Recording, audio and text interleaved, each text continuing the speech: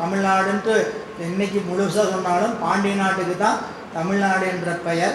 இப்போது இவர் மீண்டும் தானும் வருகிறேன்னு சொல்கிறார். இவர் போறக்குன்னு சொல்லிட்டாரு. இப்போ அப்பர் பெருமான் இது அவருடைய வரலாற்றில் நானும் வருகிறேன் என்று சொல்லுவார்.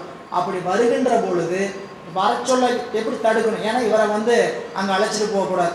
ஏன் இவர் பட்ட துன்பம் இவர் ஒரு பக்கம், அது மட்டுமல்ல 2 பெருமக்களும் ஒரே இடத்துக்கு போகக்கூடாது. இந்த வேலை செய்யறதுக்கு 2 பேர் தேவையா அப்படின்னு ஒரு குறிப்பு. இவர் ஒரு பக்கம் போன இன்னொரு பக்கம் சைவ சமயத்தினுடைய நெறியனாங்க இது ஒரு பக்கம் பரவும். அப்புறம் தான் இவர் திருப்பயணியலி மற்ற திருத்தலங்கள் பழையாறை வளைதலிலெல்லாம் போய் சமணர்களுடைய கொடுமைகளை மாற்றுகிறார்.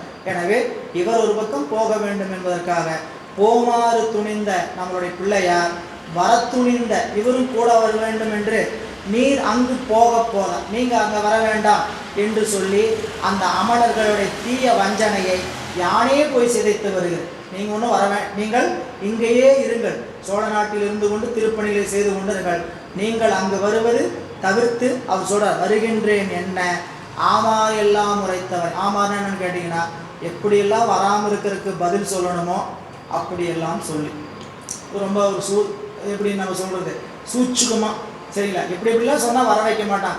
நீங்கள் வந்தால் அங்கெல்லாம் 1 நேரம் உட்கார மாட்டீங்க. பாயிண்ட் சரிங்களா. நம்மளை கூப்பிட்டு போனோம்னா நம்மளை 2 மணி நேரம் 3 மணி நேரம் வழிபாடு நடக்குங்க. வீட்டுக்காரர் வரேன்னு சொல்கிறார், இந்த மனைவி வரேங்கிறாங்க, கிளம்பலான்னு அவரு இன்றைக்கி வரேன்னு சொல்ல, நீங்களாம் வந்தாங்க 3 மணி நேரம் உட்காருவீங்களா அப்படின்னு என்ன அர்த்தம்? அவர் வர்றது வந்தால் இன்னும் நம்மளை 3 மணி நேரம் உட்கார விட மாட்டாங்க. அவ்வளோதான், அரை மணி நேரத்தில் சரி சரி கிளம்பலாம் போகலாம் அப்படின்னு என்ன பண்ணுவாங்க, கிளப்புவாங்கன்ட்டு. நீங்கள் வருவதை காட்டிலும் வராமல் இருக்கிறது ரொம்ப உத்தமம் அப்படின்னு நினச்சிக்கிட்டு அவர் அவ்வளவில் மகிழ்ச்சின்னு சொல்லிட்டு என்ன பண்ணுவார் அப்படின்னு நிப்பாட்டுவோம். அப்போது பிள்ளையார் உரைத்து கிளம்புறேன்னு சொன்னபோது இவரும் வருவேன்னு சொன்னவரை எப்படிலாம் வராமல் இருப்பதற்கு நிறுத்த வேண்டுமோ அப்படி ஆமாறு உரைத்தவரை மறுக்க மாட்டார்.